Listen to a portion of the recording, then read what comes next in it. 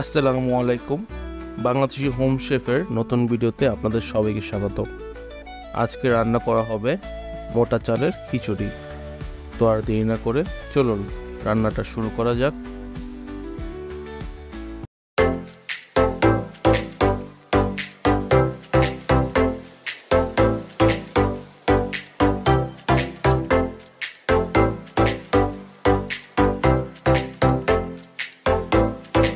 মোটা চালের খিচুড়ি রান্না করার জন্য আমরা এখানে একটি পাতিলায় তেল নিয়ে কিছু পেঁয়াজ দিয়ে দিলাম, হালকা ভেজে নিলাম।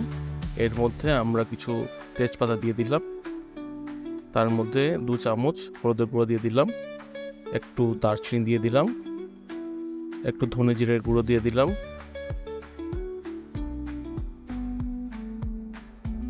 দু চামচ মরিচের গুঁড়ো দিয়ে দিলাম,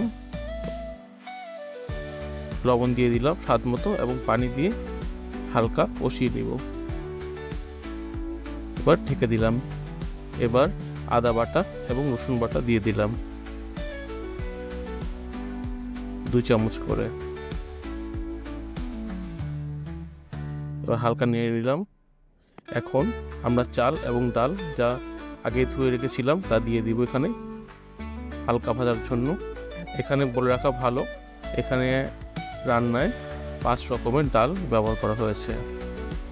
এখানে পানি দিয়ে দিলাম।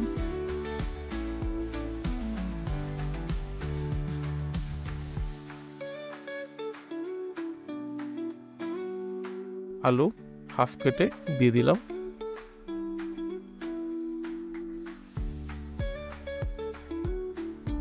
এখানে একটু নেড়ে নিলাম।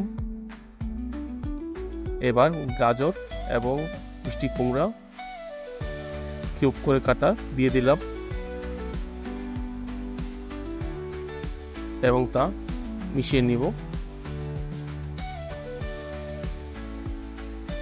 এবং ঢাকনা দিয়ে দিলাম।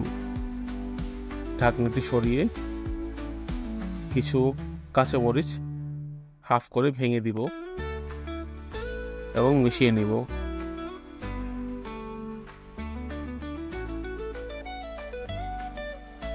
ঢেকে দিলাম আবারও। ঢাকনাটি খুলে এখন কিছু ধনেপাতা কেচি দিয়ে কেটে দিয়ে দিচ্ছি। এবার কয়েক চামচ ঘি দিয়ে দিচ্ছি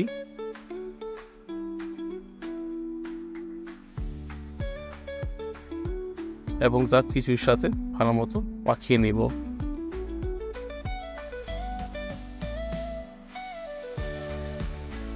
আমার খিচুড়ি প্রায় হয়ে এসেছে। এখন নামিয়ে নিয়ে আমরা একটি কড়াইয়ে কিছু সরষের তেল দিয়ে দিলাম, তার মধ্যে অল্প কিছু পেঁয়াজ দিয়ে দিলাম বেরেস্তা করার জন্য।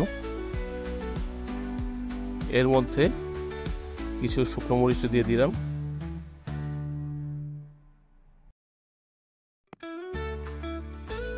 এবার তা কিছুর সাথে মিশিয়ে নিব এবং তার সাথে কিছু আরও ধনেপাতাও দিয়ে দিব এবং তা খিচুড়ির সাথে ভালো মতো মাখিয়ে নিব।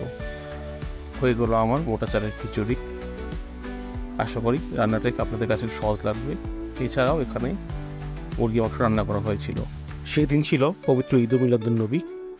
আমার মা পবিত্র সকল দিনে নিজের হাতে রান্না করা খাবার গরিবদের মাঝে দান করতে পছন্দ করেন। তো সেদিনও ব্যতিক্রম হয়নি। তার রান্না করে খিচুড়ি এবং মুরগি মাংস সে অল্প পরিসরে কিছু গরিবদের মাঝখানে দেওয়ার চেষ্টা করেছেন। তিনি নিজে হাতেই প্যাকিং করে তা বেঁধে এই যে খুবই অল্প পরিসরে কিন্তু তার সামর্থ্যের মধ্যে যতটুকু আছে সে দিয়েছে এবং এটা বালতির মধ্যে নিয়ে এখন গরিব দুঃখীদের মাঝখানে বিতরণ করা হবে। ধন্যবাদ ভিডিওটি দেখার জন্য।